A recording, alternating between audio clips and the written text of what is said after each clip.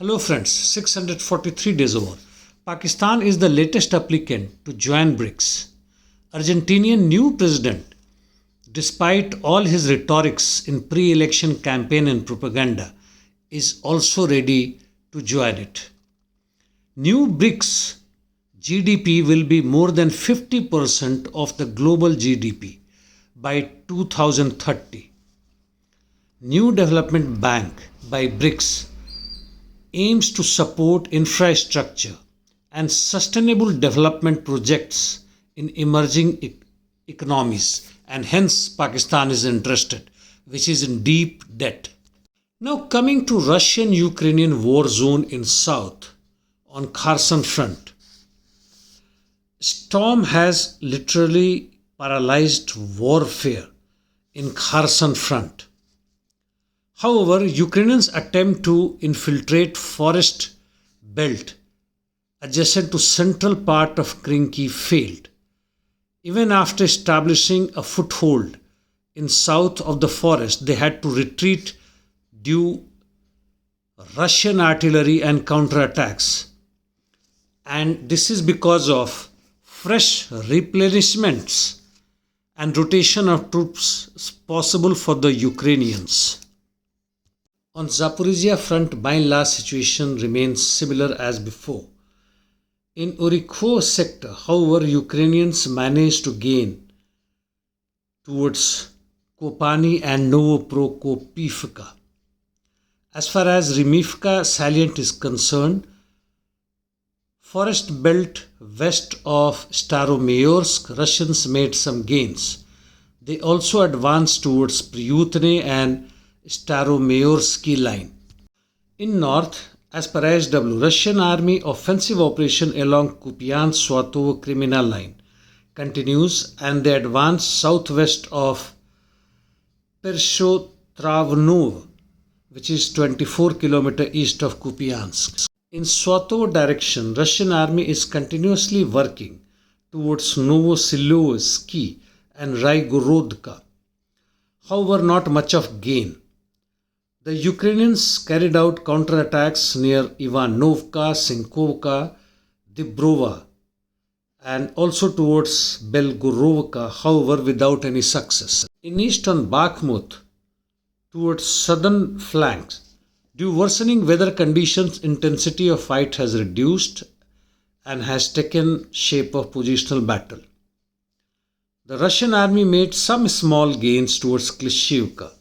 It is reported that Ukrainians are bringing reinforcements from Kharkov region towards Chasiv Yar. In Avdiivka front, ISW reports that Russian army advanced northwest and southeast of Avdiivka and also towards northwest of Krasnohorivka. Russian army made footholds in treatment facilities east of coke plant. They also captured Vinogradniki dachas completely. However, towards Petrovsky, the Ukrainian counteroffensive forced Russians to retreat from the outskirts. Towards Sugledar, there have been some minor changes. Russian army made gains towards south of Ugledar Dacha. No changes towards Novomikhailovka. Overall, due war fatigue, onslaught of winter, snow, rain and mud conditions, the war fronts are by and large stagnant. Though not very stagnant as far as war attrition is concerned, and Russians are still continuing progressing towards Avdiivka as well as even in north, while now Kherson seems to be stagnant for the time being. We'll have to wait and watch during thick of winter which side the war leads to. Now from Palestinian-Israelis war. 4 days of ceasefire is over, and now both the sides have agreed to extend it for another 2 days, and it looks like that another week then after may be possible. In the meantime, 4 rounds of prisoners have been exchanged, where 76 Israelis and 150 Palestinians were freed. In the meantime, US Air Force and IDF have shelled heavily in Syria, including Damascus International Airport. What sort of international law is this? And what is UNO doing?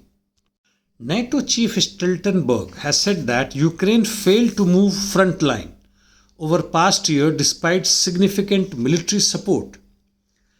That reflects that we should never underestimate Russia. Some wisdom. Russian government in the meantime is not very optimistic towards West or UN's plan for Ukraine's peace, which it feels it is extension of Minsk Part 1 and 2, and to give a respite to Ukrainian forces, and they will launch again aggression on Russian Federation.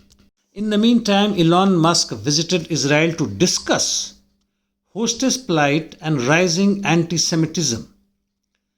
These oligarchs like Evan Ford and etc. sitting on huge financial capital, which by its composition and nature must exploit the working class, love to show they have human feelings and also love to get importance.